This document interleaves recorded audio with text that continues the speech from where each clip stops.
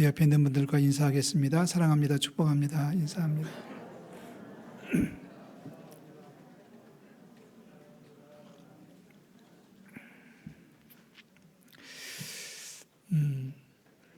목사님들이 모이면은 자주 하는 이야기가 있어요. 목사님들이 이제 서너 명이 모이면 이제 교인들 욕을 합니다.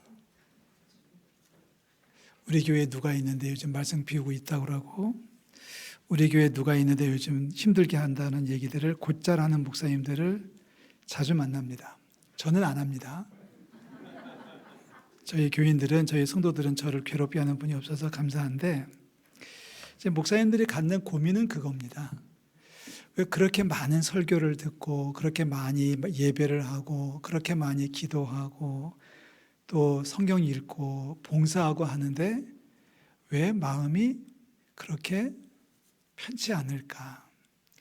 아니, 보약을 먹었으면 벌써 씨름 장수가 될 것 같은데 그동안 예수 믿은 지, 예배 참석한 지 몇 년인데 아직도 믿음이, 또 아직도 사랑하는 모습이 좀 성에 안 찰 때가 종종 있는 건 솔직히 현실입니다. 언젠가도 목사님들끼리 모여가지고 그 얘기를 하는데 선배 목사님 한 분이 이렇게 얘기를 하셔서 우리가 꼼짝 못하고 웃었어요. 야, 니네들이나 잘해. 그 말에 저희들이 아무 말도 못했습니다. 맞죠? 성도도 그렇겠지만 목사들도 마찬가지입니다. 그렇게 많이 설교하고 그렇게 많이 예배를 인도하고 그렇게 많이 기도했는데도 별것도 아닌 걸 가지고 투덜거리고 별것 문제도 아닌 걸 가지고 싸우고 티격태격하는 모습을 종종 보거든요. 목사님들 사이에서도. 그래서 고민하는 겁니다. 어떻게 해야 좋을까? 왜 이런 일이 벌어지는 걸까? 제 생각에는 솔직히 답은 없는데 예배하는 시간보다 세상에 빠져있는 시간이 훨씬 많기 때문이 아닐까. 예배 1시간 하잖아요, 주일날. 그리고 월요일부터, 아니 주일날 점심때부터 시작해가지고 그 다음 주일 오전까지, 아침에 교회 올 때까지는 세상에 노출되어 있는 거예요. 그래서 당연한 거죠. 어쩔 수 없습니다. 어쩔 수 없습니다. 그래서 연속극에 등장하는 연예인들의 이름은 줄줄 외워도 디모데전서 6장 찾는 것은 힘듭니다. 이게 신약인지 구약인지. 예배를 하고 있고 성역책을 붙들고 살고 있고 기도도 하고 있고 목에는 십자가 목걸이를 달고 있다고 하더라도 세상 유혹이 너무 가까이 와 있고 너무 강력하기 때문에 나도 모르는 사이에 세상에 빠져서 나도 모르는 사이에 불평하고 원망하고 툴툴거리고 시기하고 질투하다가 다툼과 싸움이 있는 경우가 너무나도 많이 있습니다. 오늘 사도 바울은 디모데에게 보내는 편지에서 이 이야기를 지적을 하고 있어요. 교만하여 아무것도 알지 못하고 변론과 언쟁을 좋아한다. 그래서 투기와 분쟁과 비방과 악한 생각이 나지 않냐? 마음이 부패해지고 진리를 잃어버려서 다툼이 일어난다라는 말씀으로 지적하고 있습니다. 디모데전서는 사도 바울이 로마의 감옥에서 믿음의 아들인 디모데에게 보내는 편지인데 바울은 디모데에게 첫 번째 편지를 보내고 두 번째 편지를 보내고 순교를 당합니다. 곧바로. 그러니까 디모데에게 보낸 편지는 사실은 바울의 유언과도 같은 말씀이에요. 그 유언과 같은 말씀을 전하면서 바울이 통탄해하고 있는 게 이겁니다. 왜 불평하고 원망하고 왜 서로 못 잡아먹어서 아둥거리며 살아가고 있는지 어떻게 하면 좋겠느냐라고 하는 아쉬움을 지금 바울은 디모데에게 던져주고 있습니다. 사랑하는 성도 여러분, 우리가 비록 세상에 살지라도 말씀으로 살고 감사함으로 사랑하며 살아가는 저와 여러분들이 되시기를 주의 이름으로 축복합니다. 차라리 우리를 뚝 붙잡아가지고 저 멀리 무인도에 갖다 앉혀놓고 회초리 들고서 주의 사자가 다니면서 하루에 성경 몇 장씩 읽고 또 기도 몇 시간씩 하고 이렇게 하라고 하면 아마도 죄 짓는 분은 한 분도 없을 거예요. 그렇지 않겠습니까? TV도 없고 술도 없고 담배도 없고 노름도 없고 파티도 없고 아무것도 없다면 사실 그게 어디 사는 게 사는 것 같겠습니까? 비록 우리 주변에 우리를 유혹하는 것이 많이 있을지라도 그것을 이겨내고 우리 주변에 불평과 원망거리가 남아있을지라도 오히려 감사할 수 있다면 얼마나 좋을까. 이게 진짜 신앙이 아닐까 하는 생각을 가져봅니다. 그래서 오늘은 이렇게 말씀을 잡습니다. 이 복잡한 세상에 어떻게 하면은 하나님의 백성답게 살아갈 수 있을까? 한번 따라 하실래요? 도대체 무슨 생각을 하고 있습니까? 오늘 설교 제목인데요. 저는 이 제목을 달아놓고 저 혼자 웃었거든요. 도대체 내가 무슨 제목을 다른 거야? 근데 던지고 싶은 제목, 문제예요. 질문이에요. 도대체 지금 무슨 생각을 하고 살아가고 있습니까? 자, 그 해답을 오늘 성경에서는 적어도 3가지로 제시를 하고 있습니다. 어떻게 해야 세파를 이겨내고 주님의 뜻에 순종할 수 있을까? 어떻게 해야 변론과 언장을 피하고 투기와 불평으로부터 자유할 수 있을까? 어떻게 하면 나도 모르게 툭툭 튀어나오는 불평을 억제하고 모든 이들과 더불어 화평을 누릴 수 있겠습니까? 오늘 우리가 던져보는 질문입니다. 먼저 축복합니다. 사랑하는 성도 여러분, 투덜거리지 말고 툴툴거리지 말고 모든 이들과 더불어 화평을 누리는 저와 여러분들이 되시기를 주의 이름으로 축복합니다. 자, 우리에게 필요한 것이 몇 가지가 있는데 그중에 첫 번째가 자족하는 마음입니다. 무슨 마음? 자족하는 마음이죠. 여러분 6절 말씀을 다 같이 볼까요? 6절 다 같이 읽어볼게요. 그러나 자족하는 마음이 있으면 경건은 큰 이익이 되느니라. 자족하는 마음이 없으면 경건은 아무 소용이 없다. 자족하는 마음이 있으면 경건은 큰 이익이 될 것이야 라는 말씀을 던져주었습니다. 이 말을 좀 더 강력하게 풀어보면 아무리 예배하고 아무리 기도해도 자족하는 마음이 없으면 그 많은 기도와 그 많은 말씀과 그 많은 봉사가 무슨 소용이 있겠느냐 이런 뜻이겠죠. 자족하는 마음이 있어야만 기도가 응답이 되고 예배가 하나님 앞에 올려지고 우리의 봉사가 주님 앞에 아름다운 제사가 될 줄로 믿습니다. 자족하는 마음이라고 하는 이 뜻은 이미 주어진 것에 대해서 감사하고 내가 지금 누리고 있는 것에 대해서 행복해하는 것을 말합니다. 이미 가지고 있는 것에 대해서 감사하고 내가 지금 누리고 있는 이 삶의 현장 속에서 행복해할 수 있다면 그게 자족하는 마음이에요. 자, 8절 말씀 여러분 보시죠. 8절에서 바울이 말합니다. 먹을 것과 입을 것이 있은즉 족한 줄로 알 것이니라. 자, 자족하지 못하는 사람들의 특징이 하나가 있죠. 비교입니다. 자족하지 못하는 사람들은 그렇게 비교를 잘해요. 비교하는 대상이 좀 아주 다채롭죠. 어제 먹은 반찬과 오늘 먹는 반찬을 비교하니까 불평이 나오고 원망이 나올 수 있는 거예요. 또 옆에 집 거와 비교해 보면 우리 집 반찬이 허술하면 안 좋은 거예요. 속이 상하는 거예요. 요즘 우리 시대에 가장 무서운 적이 있다면 제가 볼 때는 TV입니다. 요즘은 뭐 컴퓨터까지도 마찬가지겠지만 사랑하는 성도들, TV에 나오는 것을 보고서 우리 집 것과 비교하지 마십시오. TV에 나오는 멋진 남자와 여러분의 신랑을 비교하지 마십시오. 남자들에게 권합니다. TV에 등장하는 멋진 여인들과 여러분의 아내를 비교하지 마십시오. 여러분의 아내들도 젊었을 때 다 그렇게 예뻤어요. 그래서 내가 장가 든 거예요. 근데 나이를 먹고 애를 낳아서 키우다 보니까 지금 그렇게 할머니가 된 것 뿐이에요. 책임은 다 나에게 있는 거예요. 제가 저 입사한테 하는 말입니다. 뭐 그렇다고 고개를 끄덕끄덕까지 하실 건 없습니다. 비교를 하니까 불평이 나오는 거더라고요. 식당에 가서 음식을 시켰는데 나는 그냥 설렁탕 한 그릇 시켰는데 저쪽 사람들은 갈비를 시켜 먹으면 속이 언짢아지죠. 아니, 어느 식당 갔더니 저를 딱 보더니 괜찮게 생겼나 보죠. 그래서 저를 안내해가지고 식탁에 앉았는데 제가 갈비탕 3그릇 줘 그랬더니 저로 가라는 거예요.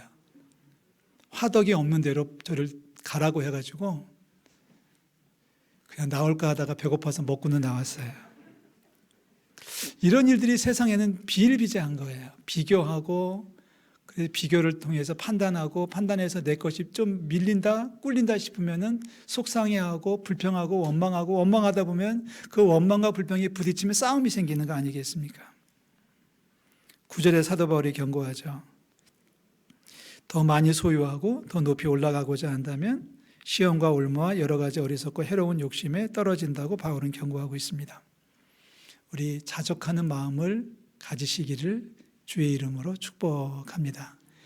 이미 주어졌으면 감사할 수 있어야 된다는 얘기예요. 이미 내가 그것을 하고 있으면 바꿀 수 없는 것이라면 자족하고 그것 때문에 행복할 수 있다면 그 사람이 진짜 잘 사는 거예요. 믿음의 사람이고 그런 사람이 기도할 때에 하나님께서 응답해 주실 줄로 믿습니다. 두 번째, 자족하는 마음이 있다면 감사하다고 말하십시오. 속으로 생각만 하지 말고 감사하다고 말을 하십시오. 그리스도인이라면 어떤 상황에서도 감사할 수 있어야 됩니다. 어떤 목사님이 저녁에 주무시는데 강도가 들었대요.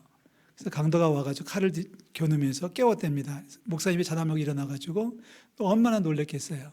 그런데 놀란 나머지 갑자기 목사님이 그 앞에 딱 무릎을 꿇고 이렇게 얘기했답니다. 감사해요, 도둑님. 그랬다는 거예요. 그러니까 도둑이 놀라가지고 뭐가 감사하냐 그랬더니 목사님 하신 말씀이 그 칼로 찌르지 않고 겨누기만 해줘서 너무나 감사하다고. 그래서 도둑이 그냥 갔대잖아요. 저도 들은 얘기예요.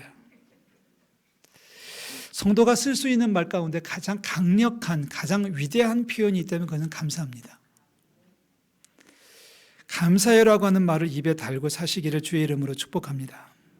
자, 두 군데 말씀을 확인하려고 하는데요. 먼저 골로새서 3장 15절 말씀이 이렇게 얘기했어요. 다 같이 읽어볼게요. 그리스도의 평강이 너희 마음을 주장하게 하라. 너희는 평강을 위하여 한 몸으로 부르심을 받았나니 너희는 또한 감사하는 자가 되라. 자, 이 말씀을 줄여서 이야기하면 감사를 하면 평강이 올 것이고 감사를 안 하면 평강이 떠날 것이라는 뜻이에요. 감사를 하지 않고 불평하면은 평강 생각하지도 말아라. 마음이 불편해지죠. 불평했는데 누구를 욕했는데 누구를 하고 싸웠는데 마음에 평강이 찾아올 리가 없죠. 그 사람이 나한테 싫은 소리를 했어도 그 사람이 나한테 불이익을 끼쳤다 할지라도 감사해요라고 말하면 평강은 찾아올 수 있습니다. 자, 두 번째 말씀 읽어볼까요? 에베소서 5장 4절 시작. 누추함과 어리석은 말이나 희롱의 말이 마땅치 아니해 오히려 감사하는 말을 하라. 자, 이번에 안전히 아주 직설적으로 감사하는 말을 하라고 가르치고 계십니다. 누추한 말이라고 하는 의미는 추잡한 말이에요. 어리석은 말이라고 하는 뜻은 알지도 못하면서 함부로 막 하는 소리를 어리석은 말이라고 합니다. 마지막에 희롱의 말은 점잖지 못한 천박한 농담을 이야기합니다. 자, 누추한 말, 어리석은 이야기, 희롱의 말은 점잖지 않습니다. 이거는 하나님 앞에 합당한 말이 아니에요. 자, 하나님 앞에 합당한 말, 하나님의 백성들이 할 수 있는 최고의 언어는 감사입니다. 하나님의 성도라면, 예배하는 성도라면 가장 어울리는 말은 뭐냐면 감사해요라고 말하면 예배하는 사람에게 가장 맞는 표현입니다. 우리 옆에 있는 분들에게 인사하겠습니다. 우리 2부 때, 아니 잠깐만요. 우리 2부 때도 그렇게 했는데 두 분씩 짝을 짓는데 A팀, B팀으로 나눕니다. 먼저 자기가 잘생겼다고 생각하는 분이 먼저 하는 거예요. 나보다 너는 못생겼어라는 분에게 내가 먼저 얘기합니다. 내 옆에 있어줘서 감사해요. 그러면 옆에 있는 분들이 반응하겠죠.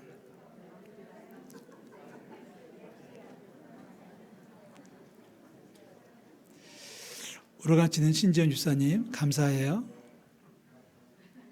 피아노 치는 우리 이 선생님 감사해요. 정말 최고의 연주자예요. 감사합니다. 가족이든 친구든 직장 동료든 교회 성도이든지 간에 감사하다고 하는 말을 많이 해야 됩니다. 물론 하나님 앞에는 당연한 거겠죠. 감사하는 마음이 있으면 감사하다는 말을 해야 됩니다. 만약에 우리가 감사해요라는 말을 한 번 하면 하나님 나라를 향해서 한 계단씩 올라가는 거예요. 만약에 감사해요라는 말을 하지 못하고 불평하고 원망한다면 이게 뭐야? 라고 우리가 투덜거린다면 그 말 한 번 한 것 때문에 한 단계씩 떨어지는 거예요. 하나님으로부터 멀어지는 거예요. 지난 일주일 동안 여러분 얼마나 감사하다는 말을 입에 달고 사셨습니까?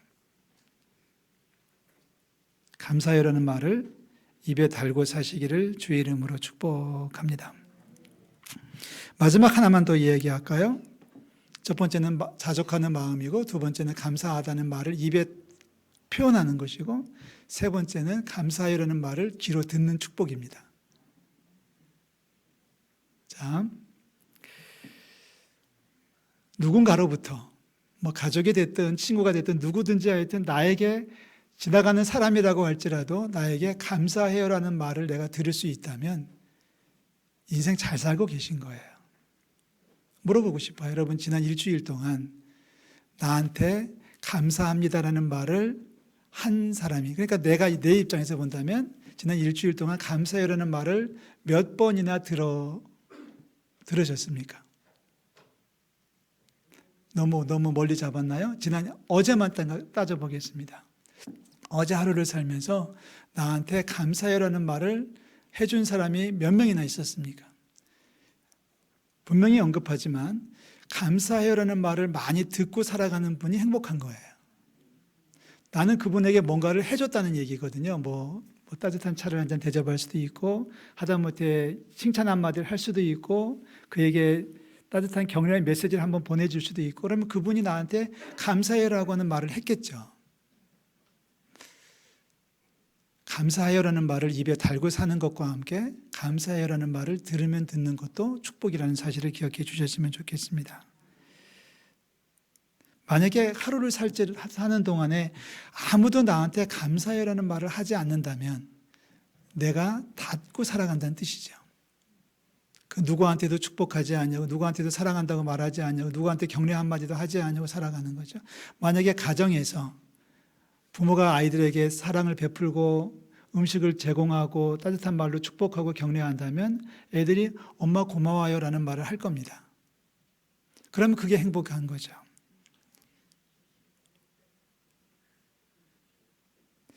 뭔가를 줄 수 있어야 되겠죠. 따뜻한 말이라도, 칭찬이라도, 격려라도 한마디라도 해주면 감사라는 말을 들을 수 있을 때 그 말이 한마디 한마디 쌓이는 게 기쁨이고 축복이 아니겠습니까? 여러분 18절 말씀을 보십시오. 다 같이 읽어볼까요? 18절. 선을 행하고 선한 사업을 많이 하고 나누어 주기를 좋아하며 너그러운 자가 되게 하라. 아멘. 사도 바울이 디모데에게 주는 메시지예요.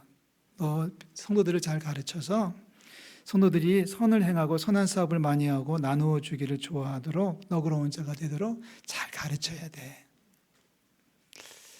여러분, 교회 안에서도 고마워요, 수고했어요 라고 하는 말을 많이 하는 우리 성도들 되시기를 주의 이름으로 축복합니다. 오늘 마침 교회 식당 반찬 봉사가 제 이름으로 나갔어요.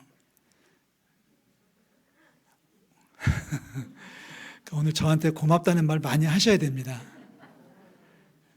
잘 먹었다는 말 정말 많이 하셔야 됩니다. 오늘 저는 그 말을 들으려고 하는 거예요. 아니, 지금부터 하지 말고 이따 가서 먹고 난 다음에 얘기하셔야죠. 그게 행복이고 그게 천국 아니겠어요? 작은 정성에도. 아니, 지난주에 하고 비교해 보니까 턱없이 반찬이 부실할지라도 지난 과거는 다 잊어버리고 제로섬에서 감사하는 거잖아요. 수고한 것에 대해서 감사하고 노력해 준 것에 대해서 감사하고.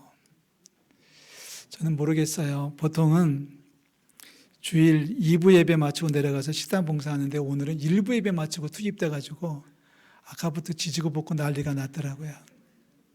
그래서 오늘 제 이름으로 나가니까 저도 또 궁금하고 또 그래가지고 한번 내려갔다 왔네요.